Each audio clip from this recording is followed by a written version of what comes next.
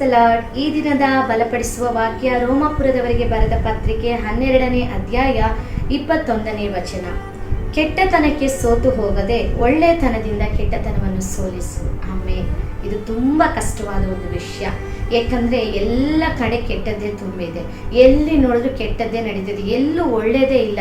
ಎಲ್ಲಿ ನೋಡಿದ್ರು ಕೆಟ್ಟ ಕೆಟ್ಟ ಕಾರ್ಯಗಳು ನೋಡ್ತಾ ಇದ್ದೇವೆ, ಕೆಟ್ಟ ಕೆಟ್ಟ ಕಾರ್ಯಗಳನ್ನು ಕೇಳಿಸ್ಕೊಳ್ತಾ ಇದ್ದೇವೆ. ಅದರಿಂದ ಜೊತೆಲಿ ನಾವು ಏನಾಗ್ತಾ ಇದ್ದೀವಿ, ಟ್ರಾವೆಲ್ ಮಾಡ್ತಾ ಇದ್ದೇವೆ. ಆದರೆ ದೇವರ ವಾಕ್ಯ ಹೇಳುತ್ತೆ, ಕೆಟ್ಟತನವನ್ನು ಒಳ್ಳೆತನದಿಂದ ಸೋಲಿಸಬೇಕೆಂಬುದಾಗಿ. ಹಲ್ಲೆಲೂಯಾ. ಇಲ್ಲಿ ಸೌಲ ದಾವೀದನನ್ನು ನಾವು ಸತ್ಯವೇದದಲ್ಲಿ ನೋಡ್ತೇವೆ.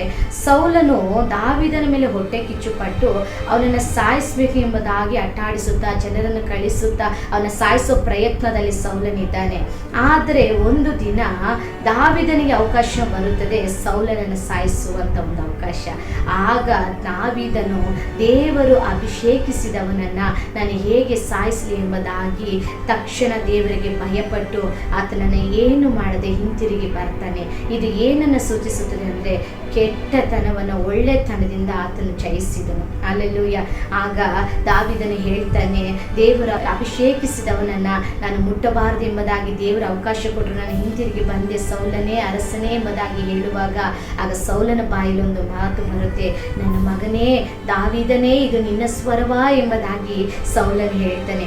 ಆತನು ಸಾಯಿಸೋದಕ್ಕೆ ಬೆನ್ನಟ್ಟಿ ಬಂದ, ಆದರೆ ದಾವೀದನ ಈ ಕ್ರಿಯೆ, ಈ ಒಳ್ಳೆತನ ಆತನ ಬಾಯಲ್ಲಿ ಮಗನೇ ಎಂದು ಕರೆಯುವ ಮಟ್ಟಿಗೆ ಪ್ರೀತಿಯನ್ನ ತೋರಿಸುವಂತೆ ದೇವರು ಸಹಾಯ ಮಾಡಿದ್ರು. ಹಲ್ಲೆಲೂಯಾ. ಹೌದು, ನಾವು ಕೆಟ್ಟತನಕ್ಕೆ ಸೋತು ಹೋಗದೆ ನಾವು ದೇವರ ಮಕ್ಕಳು. ದೇವರ ಆ ಕೆಟ್ಟತನವನ್ನು ಜಯಿಸೋ ಬಲ ಕೃಪೆ ನಮಗೆ ಕೊಡ್ತಾರೆ.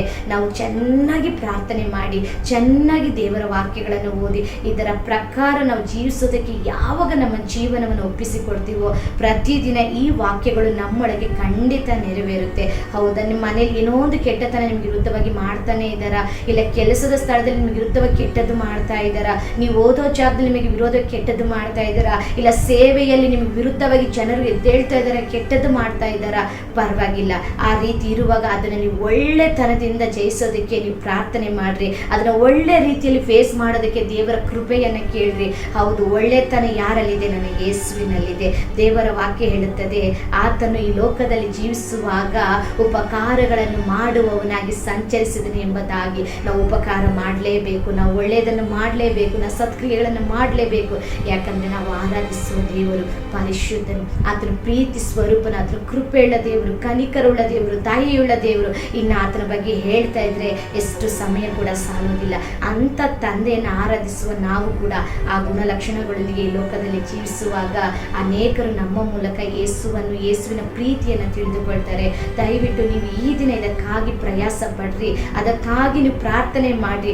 ದೇವರೇ, ನನ್ನ ಕಣ್ಣು ಮುಂದೆ ದಿನಾಲು ಎಷ್ಟೋ ಕೆಟ್ಟತನವನ್ನು ನೋಡ್ತಾ ಇದ್ದೀನಿ ಕರ್ತನೆ, ಇದೆಲ್ಲ ಒಳ್ಳೆತನದಿಂದ ನಾನು ಸೋಲಿಸೋದಕ್ಕೆ, ಒಳ್ಳೆತನದಿಂದ ಅದನ್ನು ಮುಂದುವರಿಸೋದಕ್ಕೆ, ಒಳ್ಳೆತನದಿಂದ ನಾನು ಅಲ್ಲಿ ಹಾದು ಹೋಗೋದಕ್ಕೆ ನನಗೆ ಸಹಾಯವನ್ನು, ಕೃಪೆಯನ್ನು ಕೊಡ್ರಿ ಎಂಬುದಾಗಿ ನೀವು ಕೇಳ್ರಿ. ನೀವು ಅಲ್ಲಿ ಕೆಟ್ಟದ್ದು ಮಾಡ್ತಾ ಇದ್ದೀರಂತ ನೀವು ಅದಕ್ಕೆ ವಿರುದ್ಧವಾಗಿ ಮತ್ತೆ ಕೆಟ್ಟದ್ದನ್ನು ಮಾಡಬೇಡ್ರಿ. ಆಗ ಅವರಿಗೂ ನಿಮಗೂ ಯಾವುದೇ ವ್ಯತ್ಯಾಸ ಇರೋದಿಲ್ಲ.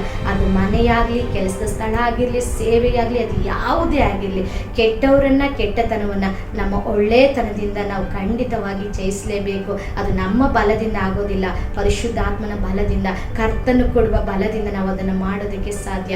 ಈ ದಿನ ನಾವು ತೀರ್ಮಾನ ಮಾಡೋಣ, ಕರ್ತನೆ, ನಾನು ಈ ಕೆಟ್ಟತನವನ್ನು ಒಳ್ಳೆತನದಿಂದ ಸೋಲಿಸೋದಕ್ಕೆ ನನಗೆ ಬಲವನ್ನು ಅನುಗ್ರಹಿಸು ದೇವರೇ. ನನಗೆ ವಿರುದ್ಧವಾಗಿ ಮಾತಾಡೋರನ್ನ ನನಗೆ ಕ್ಷಮಿಸಬೇಕು, ನನಗೆ ಕೆಟ್ಟದಾಗಿ ಮಾಡೋರನ್ನ ನನಗೆ ಕ್ಷಮಿಸಬೇಕು. ನನ್ನ ಕಾಲು ಜಾರಿ ಬೀಳಬೇಕೆಂದು ಅನೇಕರು ನನಗೆ ವಿರುದ್ಧವಾಗಿ ಕಾರ್ಯ ಮಾಡ್ತಾ ಇದ್ದಾರಪ್ಪ, ಅವ್ರನ್ನೂ ಕೂಡ ನಾನು ಕ್ಷಮಿಸ್ತೇನೆ ಎಂಬುದಾಗಿ ನಿಮ್ಮ ಪ್ರಾರ್ಥನೆಯಲ್ಲಿ ಕುಳಿತುಕೊಂಡಾಗ ಎಲ್ಲ ಕೂಡ ಅವರನ್ನು ಕ್ಷಮಿಸಿ ಕ್ಷಮಿಸಿ ಕ್ಷಮಿಸಿ ನೀವು ಪ್ರಾರ್ಥನೆ ಮಾಡಿ ನೋಡ್ರಿ. ಖಂಡಿತವಾಗಿ ಯಾರು ನಿಮಗೆ ಕೆಟ್ಟದ್ದು ಮಾಡ್ತಾ ಇದ್ದಾರೋ ಅವರೇ ನಿಮಗೆ ಒಳ್ಳೆಯದನ್ನು ಮಾಡುವ ಹಾಗೆ ನನ್ನ ಪರಲೋಕದ ದೇವರು ಖಂಡಿತವಾಗಿ ಅವ್ರ ಹೃದಯಗಳನ್ನು ಮಾರ್ಪಡಿಸ್ತಾರೆ. ನೀವು ನಂಬೋದಾದರೆ ಖಂಡಿತ ದೇವರ ಮಹಿಮೆಯನ್ನು ಕಾಣ್ತೀರಾ.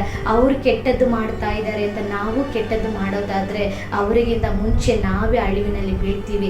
ಯಾಕೆ ಎಂಬುದಾಗಿ ಹೇಳೋದಾದರೆ ಅವರಿಗೆ ಸತ್ಯ ಗೊತ್ತಿಲ್ಲ ಮಾಡ್ತಾ ಇದ್ದಾರೆ. ನಾವು ಸತ್ಯ ತಿಳಿದಿರುವವರು, ಯೇಸು ಕ್ರಿಸ್ತನ ಪ್ರೀತಿಯನ್ನು ತಿಳಿದಿರುವವರು, ನೀವು ಕೇಳ್ಬೋದು ಈ ದಿನಗಳಲ್ಲಿ ಸತ್ಯ ಅರ್ತಿರುವವರು ಕೂಡ ಈ ರೀತಿಯಾಗೇ ಇದ್ದಾರೆ ಸಿಸ್ಟರ್ ಎಂಬುದಾಗಿ.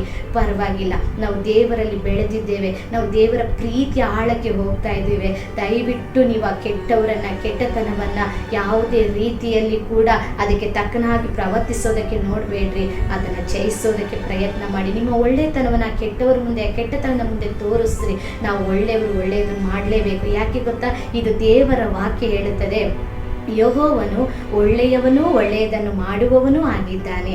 ಆಗ ನಾವು ಕೂಡ ಆತನ ಮಕ್ಕಳಾಗಿರೋದ್ರಿಂದ ಒಳ್ಳೆಯವರಾಗಿಯೂ ಒಳ್ಳೆಯದನ್ನೇ ಮಾಡುವವರಾಗಿಯೂ ಮಾರ್ಪಡಬೇಕು. ನೀವು ಈ ರೀತಿ ಮಾಡೋದೇ ಆದರೆ ನಿಮಗೆ ವಿರುದ್ಧವಾಗಿ, ನಿಮಗೆ ಕೆಟ್ಟದ್ದಾಗಿ, ನಿಮಗೆ ಏನೇನೆಲ್ಲ ಒಳಸಂಚು ನಡೀತಾ ಇದೆಯೋ ಅದೆಲ್ಲವನ್ನು ಕೂಡ ಕರ್ತನು ದೂರ ಮಾಡ್ತಾರೆ.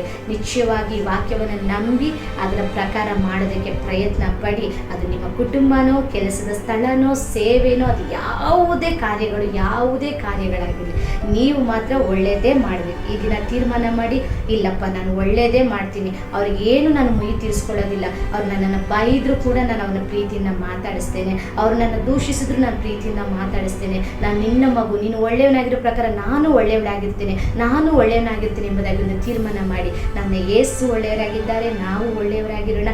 ಈ ಲೋಕದಲ್ಲಿ ಒಳ್ಳೆಯತನವನ್ನು ತೋರಿಸಿ ನಮ್ಮ ಮೂಲಕ ಸುವಾರ್ತೆಯನ್ನು ಲೋಕಕ್ಕೆ ತಿಳಿಸಿ ಕರ್ತನ ನಾಮವನ್ನು ಮಹಿಮೆಪಡಿಸೋಣ. ಖಂಡಿತವಾಗಿ ಈ ವಾಕ್ಯ ನಿಮಗೂ, ನಿಮ್ಮ ಜೀವನಕ್ಕೂ, ನಿಮ್ಮ ಕುಟುಂಬಕ್ಕೂ ಆಶೀರ್ವಾದವಾಗಿರುತ್ತದೆ ಎಂಬುದಾಗಿ ನಾನು ಕರ್ತನಲ್ಲಿ ನಂಬುತ್ತೇನೆ. ಎಲ್ಲ ಮಹಿಮೆ ಕರ್ತನಿಗೆ ಸಲ್ಲಲಿ. Praise the Lord. God bless you.